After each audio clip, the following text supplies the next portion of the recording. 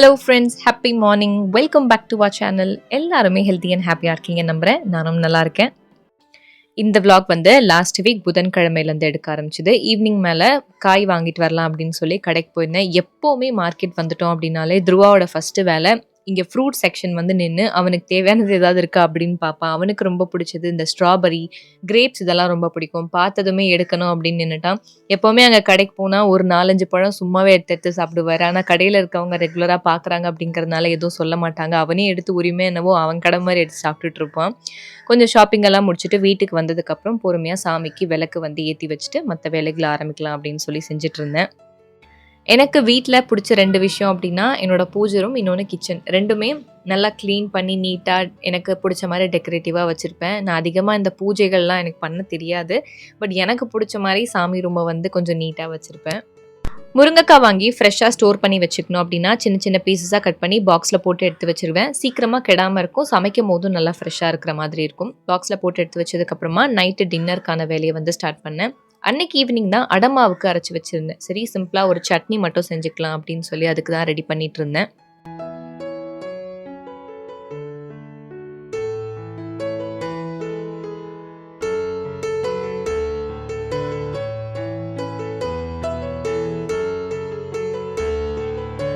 கார சட்னி தான் பண்ணியிருந்தேன். அதுக்கு ஒரு கடாயில் கொஞ்சமாக எண்ணெய், கடலைப்பருப்பு சேர்த்தோம் அப்படின்னா இன்னும் நல்லாயிருக்கும். நான் சேர்க்கல. கொஞ்சமாக கருவேப்பிலையில் ஒரு 3 காஞ்ச மிளகா, 3 காஷ்மீரி மிளகா, 2 பெரிய வெங்காயம் கட் பண்ணி வச்சுருக்கேன். கொஞ்சமாக உப்பு போட்டு நல்லா வதக்குனதுக்கப்புறம் தக்காளியும் சேர்த்து நல்லா வதக்கிட்டு ஆற வச்சு அரைச்சிட்டோம் அப்படின்னா முடிஞ்சுது. இப்போல்லாம் என்னோட டெய்லி ரொட்டீன் வந்து ஒரு ஒர்க்கிங் மாமோட ரொட்டீன் எப்படி இருக்குமோ அந்த மாதிரி கம்ப்ளீட்டாக வந்து சேஞ்ச் ஆயிடுச்சு. காலையில் எழுந்திரிச்சு சமைச்சு சாப்பிட்டதுக்கப்புறம் துருவாக்கும் சாப்பாடு விட்டுட்டு என்னோட ஒர்க்கில் உட்காந்தேன் அப்படின்னா அதோட மத்தியானம் கொஞ்சம் கேப் கிடைக்கிறப்ப வந்து சமைப்பேன். திருப்பி மத்தியானம் ஒரு ரொட்டீன் ஆஃப் ஒர்க் ஓடும். திருப்பி ஈவினிங் மேலே கொஞ்சம் ரெஃப்ரெஷ் ஆகிட்டு சமைச்சு முடிச்சதுக்கப்புறம் நைட்டு திருப்பி என்னோட ஒர்க்கில் வந்து உட்காந்துருவேன். இப்படி தான் வந்து டெய்லி ரொட்டீன் வந்து போயிட்டுருக்கு.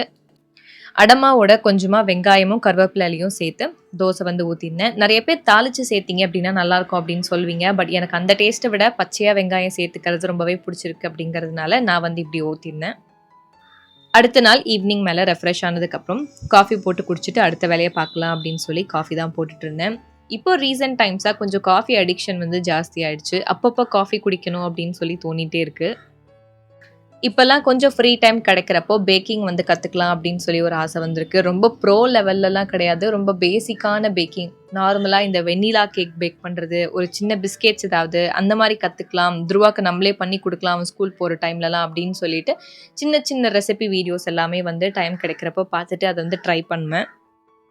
போன வாரம் ப்ரௌனி வந்து ட்ரை பண்ணியிருந்தேன். 2-3 முயற்சிக்கு அப்புறம் 4வது வாட்டி சக்ஸஸ்ஃபுல்லாக வந்துருச்சு. ரொம்பவே சூப்பராக இருந்தது. சரி அதே மோட்டிவேஷன்லேயே இன்னொரு கேக் இந்த வாரம் ட்ரை பண்ணலாம் அப்படின்னு சொல்லி ஒரு சிம்பிளான பிளெயின் கேக் ரெசிபி தான் பார்த்து வச்சுருந்தேன். ரொம்ப பெருசாகவும் ட்ரை பண்ணி கன்ஃபார்மாக சொதப்புன்னு தெரியும். ஸோ ஒரு சிம்பிளான பிளெயின் கேக்கை எக் இல்லாமல் எப்படி பண்ணுறதுன்னு ஒரு ரெசிபி வீடியோ பார்த்து எடுத்து வச்சுருந்தேன். எனக்கு என்னவோ ஓவனில் சமைக்கிறத விட கேஸ் ஸ்டவ்வில் பேக் பண்ணுறதே ஈஸியாக இருக்கிற மாதிரி இருக்குது. ஏன்னா ஓவனில் நம்ம ஃபேர் அண்ட் ஹீட் இதெல்லாம் கரெக்டாக வைக்கணும். இதே கேஸ் ஸ்டவ்வில் பண்ணுறோம் அப்படின்னா ஓப்பன் பண்ணி பேக் ஆகிடுச்சான்னு கூட செக் பண்ணி பார்த்துக்கலாம் அப்படின்னு சொல்லி கேஸ் ஸ்டவ்வில் தான் நான் வந்து பண்ணியிருந்தேன். எங்கள் வீட்டில் கொஞ்ச நாளாகவே நைட் டின்னர் அப்படின்னா டிஃபன் ஐட்டம்ஸாகவே சாப்பிட்டு எனக்கே போரிங்காக இருந்தது. ஏதாவது ஃபாஸ்ட் ஃபுட் ஸ்டைலில் ஒரு ஃப்ரைட் ரைஸ் வந்து சாப்பிட்டா நல்லாயிருக்கும் அப்படின்னு சொல்லி அதுக்கு தான் வந்து சாப்பாடு வந்து வேக போட்டிருந்தேன்.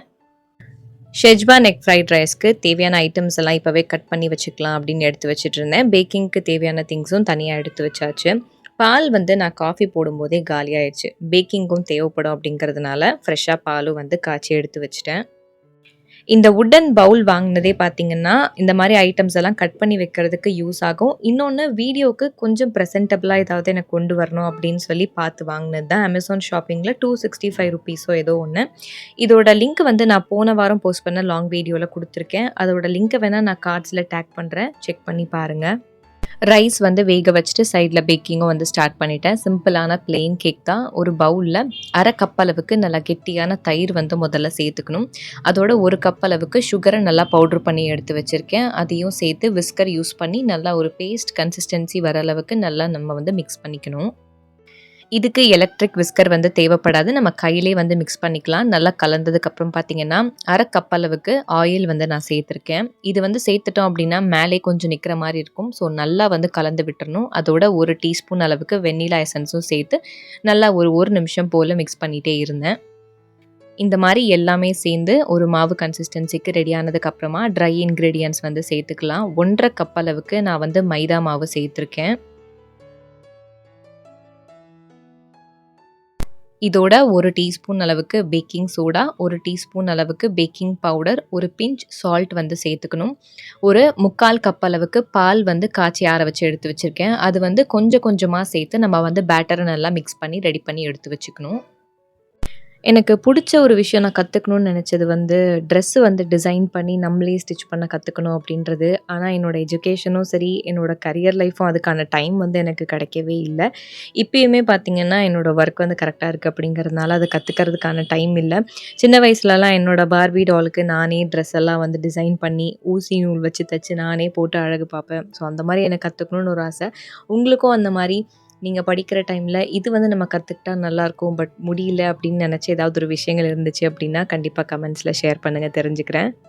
பேட்டர் வந்து நல்லா மிக்ஸ் பண்ணி ரெடி பண்ணதுக்கப்புறமா, ஒரு சின்ன ரவுண்ட் ஷேப்டு பேன் வந்து எடுத்திருக்கேன். அதில ஃபுல்லா சுத்தி ஆயில் அப்ளை பண்ணதுக்கப்புறம், மேல ஒரு பட்டர் பேப்பர் வச்சுட்டு, அதுலயும் ஆயில் வந்து அப்ளை பண்ணிக்கிட்டேன். ஒட்டாம நல்லா பேக் ஆயி வரும் அப்படிங்கிறதுனால, இப்ப பேட்டர வந்து இந்த பேனுக்கு மாத்தியாச்சு. கேஸ் ஸ்டவ்ல நல்லா அடி கனமான ஒரு பாத்திரம் வச்சு மூடி ஒரு 5 மினிட்ஸ் போல் ஹை ஃப்ளேமில் வச்சு நான் வந்து ப்ரீ ஹீட் பண்ணி வச்சுக்கிட்டேன். இதோட பேக்கிங் வந்து பார்த்தீங்கன்னா நம்ம லோ ஃப்ளேமில் தான் வைக்க போகிறோம். கீழே ஒரு சின்ன ஸ்டாண்ட் மாதிரி வச்சுட்டு அதுக்கு மேலே இந்த பேன் வந்து ப்ளேஸ் பண்ணியாச்சு. பார்க்குறதுக்கு இப்படி தான் இருக்கும். நம்ம லிட்டு போட்டு மூடி ஒரு 30 to 35 மினிட்ஸ் வரைக்கும் லோ ஃப்ளேமில் வச்சோம் அப்படின்னா சூப்பராக பேக் ஆகி வந்துடும். இது கரெக்டாக ரெடி பண்ணி வைக்கிற கேப்பில் ரைஸும் வந்து ரெடி ஆயிடுச்சு. தண்ணியெல்லாம் வடிச்சிட்டு பிளேட்ல கொட்டி ஆறுறதுக்காக நான் வந்து எடுத்து வச்சுட்டேன். பாஸ்மதி ரைஸ்லேயே நல்லா உதிரியா வரணும் அப்படின்னா, India Gate classic basmati rice வந்து ட்ரை பண்ணி பார்க்கலாம். இப்போ வரைக்கும் நான் அதான் யூஸ் பண்ணிட்டுருக்கேன். எல்லா வாட்டியுமே எனக்கு பிரியாணி பண்ணும்போதும் சரி, ஃப்ரைட் ரைஸ் பண்ணும்போதும் சரி ரொம்ப நல்லா வரும். ஒரு 20 நிமிஷம் கழிச்சு லிட் வந்து ஓப்பன் பண்ணி, ஒரு வுட்டன் ஸ்டிக் வச்சு குத்தி பார்த்தேன். பேக் ஆயிருக்கா இல்லையான்னு. லைட்டா வந்து ஒட்டி வந்துச்சு. சரி இன்னும் ஒரு 10 நிமிஷம் விட்டுறலாம் அப்படின்னு 10 நிமிஷம் கழிச்சு செக் பண்ணி பார்த்தேன். இந்த ஸ்டிக்ல வந்து அந்த அளவுக்கு கிளாரிட்டியா தெரியல. பட் லைட்டா தெரியும். பார்க்கும்போதே ஒட்டாம வந்திருக்கும். அந்த மாரி ஒட்டாம வந்துருச்சு அப்படின்னாலே பேக் ஆயிடுச்சுன்னு அர்த்தம். வெளிய எடுத்து வச்சு ஆறுனதுக்கு அப்புறமா நம்ம வந்து கட் பண்ணிக்கலாம். வீட்ல ஒரு ஈவினிங் டைம் ஒரு டீ, காஃபி, ஸ்நாக்கோட ஏதாவது ஒண்ணு ரெடி பண்ணிக்கலாம் அப்படின்னா, இது வந்து இன்ஸ்டன்ட்டா ஈஸியா வந்து ரெடி பண்ணிக்க முடியும். நம்ம டீ கேக் மாதிரின்னு கூட சொல்லலாம்னு வச்சுக்கோங்களேன். ரொம்ப ரொம்ப சாஃப்ட்டா செம்ம சூப்பரா வந்து இருந்தது. இத்தனைக்கும் நான் ஃபர்ஸ்ட் டைம் ட்ரை பண்ணேன். இந்த அளவுக்கு நல்லா வரும்னு நான் எக்ஸ்பெக்ட் பண்ணவே இல்ல.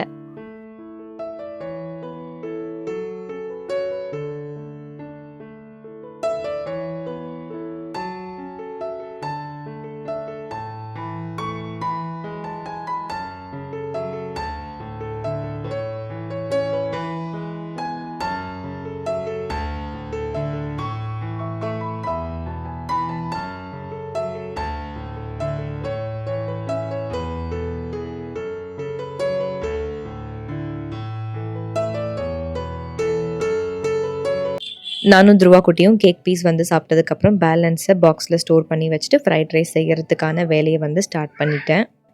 சாதாரணமாக ஹோட்டலில் வாங்கி சாப்பிட்ற ஃப்ரைட் ரைஸ் எனக்கு சுத்தமாக பிடிக்கவே பிடிக்காது. இந்த ரோட்டு கடையில் ஃபாஸ்ட் ஃபுட் ஸ்டைலில் பண்ணுவாங்க பாருங்கள், அல்டிமேட்டாக இருக்கும். ஹோட்டல் டேஸ்ட்டில் இன்னொரு விஷயம் பார்த்தோம் அப்படின்னா அஜினோமோட்டோ சேர்ப்பாங்க. அதனால நமக்கு டேஸ்ட் வந்து நாக்கிலே நிற்கிற மாதிரி இருக்கும். நம்ம வீட்டில் கொஞ்சம் ஹெல்த்தியாக வந்து பண்ண போகிறோம். ஒரு கடாயில் கொஞ்சமாக எண்ணெய், ஒரே ஒரு பச்சை மிளகா, ஒரு பெரிய வெங்காயம் நீட்ட வாக்கில் கட் பண்ணி சேர்த்துருக்கேன். அரை கேப்சிகம் குட்டியாக கட் பண்ணி உப்பு போட்டு நல்லா வதக்கிடணும். எனக்கு கேரட் வந்து ஃப்ரைட் ரைஸில் சேர்க்குறது அவ்வளோவா பிடிக்காது. பட் சேர்த்தா நல்லா இருக்குமேன்னு சொல்லி துருவி வந்து சேர்த்துட்டேன். ரைஸோட மிக்ஸ் ஆகிரும் அப்படிங்கிறதுக்காக. இதெல்லாம் ஓரளவுக்கு வதங்கினதுக்கப்புறமா ஒரு அரை டீஸ்பூன் அளவு ரெட் சில்லி பவுடர், 2 முட்டை சேர்த்ததுக்கப்புறம் நல்லா மிக்ஸ் பண்ணி விட்டுறணும். முட்டை ஓரளவுக்கு வெந்ததுக்கப்புறம் பார்த்தீங்கன்னா சாஸ் ஐட்டம்ஸ் எல்லாம் சேர்த்துக்கலாம். நான் வந்து 1 1/2 டீஸ்பூன் அளவுக்கு ஷெஜ்வான் சாஸும் கொஞ்சமாக சோயா சாஸும் வந்து ஆட் பண்ணியிருக்கேன். அவ்வளோதான் முடிஞ்சுது. இதெல்லாம் நல்லா கலந்து விட்டுட்டு லாஸ்ட்டாக வந்து ரைஸ் வந்து நம்ம சேர்த்து மிக்ஸ் பண்ணிட்டோம் அப்படின்னா சூப்பரான ஃப்ரைட் ரைஸ் வந்து ரெடி ஆகிடும். எப்பயுமே சாம்பார் சாதம் இல்லை இட்லி, தோசை இதே மாதிரி சாப்பிடாம கொஞ்சம் நடுவில் இந்த மாதிரி வெரைட்டி ரைஸ் ஐட்டம்ஸ் எல்லாம் மிக்ஸ் பண்ணிக்கும் போது சாப்பிட்றதுக்கு கொஞ்சம் இன்ட்ரெஸ்டிங்காக இருக்கும். எப்போவுமே ஒரே மாதிரி பண்ணிகிட்டே இருந்தோம் அப்படின்னா கண்டிப்பாக போர் அடிச்சிரும் இல்லையா? அது மாதிரி நைட் டைமில் எப்போவுமே டிஃபன் பண்ணிகிட்டே இருக்கோமே, அதுவும் மெயினாக சப்பாத்தி மட்டும்தான் ஓடுது எங்கள் வீட்டில். சரி கொஞ்சம் வித்தியாசமாக இன்றைக்கி ரைஸ் ஐட்டம்ஸ் மாதிரி சாப்பிட்லாம் அப்படின்னு சொல்லிட்டு ஃப்ரைட் ரைஸ் வந்து பண்ணியிருந்தேன். அப்படியே விலாக் அடுத்த நாள் ஈவினிங்லேருந்து கண்டினியூ பண்ணியிருக்கேன். நைட் டிஃபனுக்கு தேவையான வேலை தான் பார்த்துட்டு இருந்தேன். சப்பாத்தி பண்ணிவிட்டு சைட் டிஷ் ஏதாவது பண்ணலான்னு பார்க்கும்போது நிறைய உருளைக்கிழங்கு இருந்தது. எப்போவுமே நான் டிஃபன் ஐட்டமுக்கு உருளைக்கிழங்கு பண்ணுறேன் அப்படின்னா உருளைக்கிழங்கு மசாலா பண்ணி வச்சுருவேன். அதுவே செய்ய வேண்டாம், வேறு ஏதாவது கொஞ்சம் டிஃப்ரெண்ட்டாக ட்ரை பண்ணலாம் அப்படின்னு சிக்கன் கிரேவி எப்படி பண்ணணும் அதே மாதிரி பொட்டேட்டோ வந்து கிரேவியாக ட்ரை பண்ணி பார்க்கலாம் அப்படின்னு சொல்லி செஞ்சிட்ருந்தேன். நடுவில் என்னோடய ஃபெமினைன் குர்த்தீஸோட வாட்ஸ்அப் நம்பர் வந்து ப்ராப்ளம் ஆயிடுச்சு அப்படின்னு சொல்லியிருந்தேன் இல்லையா? அது வந்து ஒரு சிலர் வாட்ஸ்அப்பில் கேட்டிருந்தீங்க என்ன ஆச்சு அக்கா அப்படின்னு சொல்லிட்டு. என்னோடய பழைய நம்பர் ரெக்கவர் பண்ணியாச்சு. பட் ஸ்டில் அதோட ப்ராப்ளம் என்ன அப்படின்னு பார்த்தீங்கன்னா, நம்ம வாட்ஸ்அப்பில் நிறைய மெசேஜஸ், அதாவது ஒரு நாளைக்கு மோர் தென் 200+ மெசேஜஸோ இல்லை இமேஜஸோ அதிகமாக ஃபார்வர்ட் பண்ணுறோம் அப்படிங்கிறப்போ ஒரு லிமிட்க்கு மேலே அது ஆட்டோமேட்டிக்காக ஸ்பேமில் வந்து ரிப்போர்ட் ஆகிடும். ஸோ நம்ம நம்பரை வந்து டெம்ப்ரவரியாக லாக் பண்ணிவிடுவாங்க. அந்த மாதிரி லாக் பண்ணாங்க அப்படின்னா நம்ம வாட்ஸ்அப் சப்போர்ட் டீமுக்கு மெயில் பண்ணணும். நம்ம பிஸ்னஸ் என்ன, நம்ம என்ன பண்ணுறோம் அப்படிங்கிறத எக்ஸ்பிளைன் பண்ணி பண்ணோம் அப்படின்னா ரிவ்யூ பண்ணிவிட்டு ரிலீஸ் பண்ணுறதுக்கான சான்சஸ் இருக்குது. அந்த மாதிரி நானும் இது என்னோடய பிஸ்னஸ் அப்படிங்கிறத நான் ப்ராப்பராக ஒரு மெயில் வந்து கொடுத்துருந்தேன். எல்லாமே செக் பண்ணிவிட்டு திருப்பி வந்து ரிலீஸ் பண்ணியிருந்தாங்க. பட் நான் பண்ண மிஸ்டேக் என்ன அப்படின்னு பார்த்தீங்கன்னா, நம்பர் ஆஃப் மெசேஜஸ் வருது அப்படின்னா நம்ம டிஸப்பியரிங் மெசேஜஸ் வச்சுட்டோம், இல்லை ரொம்ப இமேஜஸ் ஃபார்வர்ட் பண்ணாமல் இருந்தோம் அப்படின்னா கண்டிப்பாக ஸ்பேம் ஆகாமல் இருக்கும். ஸோ என்னோட மிஸ்டேக்லேருந்து நான் கற்றுக்கிட்ட ஒரு விஷயம் மேபி யாருக்காவது தெரியாமல் இருந்துச்சு அப்படின்னா யூஸ்ஃபுல்லாக இருக்கலாம் அப்படின்னு சொல்லி தான் நான் வந்து இது ஷேர் பண்ணியிருக்கேன்.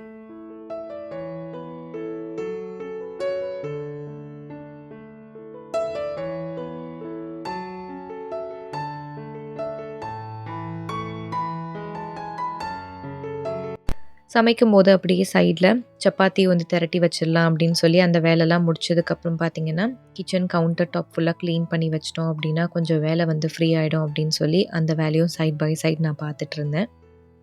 எனக்கு குக்கிங்னா கூட ரெகுலராக பண்ணுறதுக்கு கொஞ்சம் சோம்பேறித்தனம், கடுப்பாகவும் இருக்கும். குக்கிங் பண்ணணுமா அப்படின்ற மாதிரி இருக்கும். பட் க்ளீனிங்கிறது எனக்கு பிடிச்ச விஷயம் அப்படிங்கிறதுனால அது எத்தனை வாட்டினாலும் நான் ஹெசிடேஷனே இல்லாமல் செய்வேன். சமையல் வேலையை முடிச்சுட்டு ஊருக்கு போக வேண்டிய திங்ஸும் வந்து பேக் பண்ண ஸ்டார்ட் பண்ணிடலாம். இப்போவே பண்ணி வச்சிட்டோம் அப்படின்னா கிளம்புறப்போ ரிலாக்ஸாக கிளம்பலான்னு சொல்லி அந்த வேலையும் சைட் பை சைட் வந்து ஸ்டார்ட் பண்ணிட்டேன். ஃபங்க்ஷனுக்கு தேவையான ஒரு 2-3 சாரீஸ் வந்து எனக்கு தெரிஞ்ச மாதிரி ஓரளவுக்கு ப்ளீட் வந்து பண்ணி வச்சுருந்தேன். எனக்கு ரொம்ப எக்ஸ்பர்டைஸ்டாக வந்து தெரியாது. பட் ஏதோ ஓரளவுக்கு சுமாராக பண்ணுவேன். எனக்கு தெரிஞ்ச மாதிரி பண்ணி ஃபோல்ட் பண்ணி எடுத்து வச்சாச்சு. இப்போ வைக்கிற சாரியும் இதுக்கு அடுத்து வைக்க போகிற சாரியும் என்னோடய கல்யாணத்துக்காக எடுத்திருந்தது. 2மே நல்லா சூப்பரான கலர் காம்பினேஷனில் இருக்கும். ஒன்று வந்து நல்லா பிரைட்டான எல்லோ அண்ட் டார்க் ப்ளூ கலரில், இன்னொன்று வந்து ஆரஞ்ச் அண்ட் பிங்க். ரொம்ப அழகாக அட்ராக்டிவாக இருக்கும் 2 கலர்ஸுமே. அதுக்கு ப்ளவுஸுமே வந்து பார்த்திங்கன்னா நல்லா எம்ப்ராய்டரி ஒர்க்கெல்லாம் பண்ணி ஸ்டிச் பண்ணியிருந்தேன். சரி இது வந்து ஃபங்க்ஷன்ஸ்க்கு போட்டுக்கலாம் அப்படின்னு சொல்லி எடுத்து வச்சிட்ருந்தேன். அண்ட் மேரேஜ்க்கு இன்ஸ்டாகிராம் மூலியமா ஒரு பேஜில் தான் வந்து என்னோடய ப்ளவுஸ் வந்து நான் ஸ்டிச் பண்ணியிருக்கேன். நான் உண்மையாகவே எக்ஸ்பெக்ட் பண்ணலை. ரொம்ப ரொம்ப பர்ஃபெக்டாக எனக்கு ரொம்ப சாட்டிஸ்ஃபைடாக இருந்தது அவங்க ஸ்டிச் பண்ணியிருந்தது வந்து. அது என்ன டீட்டெயில்ஸ் அப்படிங்கிறது நான் ஒரு ஷார்ட்ஸில் ஷேர் பண்ணுறேன். நைட் சாப்பிட்டு முடிச்சதுக்கப்புறமா எல்லா வெசல்ஸையுமே வாஷ் பண்ணி போட்டுட்டு படுத்தாச்சு. இதோட நெக்ஸ்ட் டே மார்னிங் நல்லா சூப்பரான காஃபியோட டே வந்து ஸ்டார்ட் ஆச்சு. கரெக்டாக எல்லாமே காலி பண்ணி வச்சாச்சு. ஏன்னா ஊருக்கு கிளம்புறோம். அடுத்து ஒரு 10 to 15 டேஸ் கழிச்சு தான் திருப்பி வீட்டுக்கு வருவோம் அப்படிங்கிறதுனால முடிஞ்ச அளவுக்கு எல்லாமே க்ளீன் பண்ணி வச்சுட்டேன். நான் இப்போல்லாம் நம்ம வீடியோஸில் வேர் பண்ணுற எல்லா குர்த்தியுமே ஃபெமினைன்லேருந்து மட்டும்தான். ஸோ இன்னமும் நம்ம பேஜ் வந்து செக் பண்ணாமல் இருக்கீங்க அப்படின்னா குர்தா செட்ஸ் டெய்லி வேர்க்கு உங்களுக்கு அஃபோர்டபுள் ப்ரைஸில் வேணும் அப்படின்னா நம்ம பேஜை வந்து செக் பண்ணி பார்க்கலாம். இன்ஸ்டாகிராமில் இல்லாதவங்க வாட்ஸ்அப் நம்பர் டிஸ்கிரிப்ஷன் பாக்ஸில் கொடுத்துருக்கேன். எனக்கு நீங்கள் டெக்ஸ்ட் பண்ணிங்க அப்படின்னா கலெக்ஷன்ஸ் வந்து அனுப்புகிறேன். நான் ப்ளீட் பண்ணதை சும்மா கட்டி பார்க்கலாம், நல்லா இருக்கா, பர்ஃபெக்டாக பண்ணியிருக்குமா அப்படின்னு சொல்லி சும்மா ட்ரை பண்ணி பார்த்தேன். ஓரளவுக்கு சுமாராக ப்ளீட் பண்ணியாச்சு. பட் நல்லா இருந்தது பார்க்குறதுக்கு. இது வந்து நல்லா ஒரு பியூரான காட்டன் சாரீ கிரே கலரில் எனக்கு ரொம்ப பிடிக்கும். பட் இதுதான் நான் ஃபர்ஸ்ட் டைம் அதை வேர் பண்ணுறதே. இந்த விலாகை இதோடு நான் முடிச்சுக்கிறேன். இது கண்டிப்பாக உங்களுக்கு ரிலாக்ஸிங்காக இருந்திருக்கும் நம்புகிறேன். இந்த வீடியோ பிடிச்சிருக்கு அப்படின்னா உங்களோட கமெண்ட்ஸை ஷேர் பண்ணிவிட்டு நம்ம சேனலுக்கு சப்ஸ்கிரைப் பண்ணி வச்சுக்கோங்க. Take care. பாய்.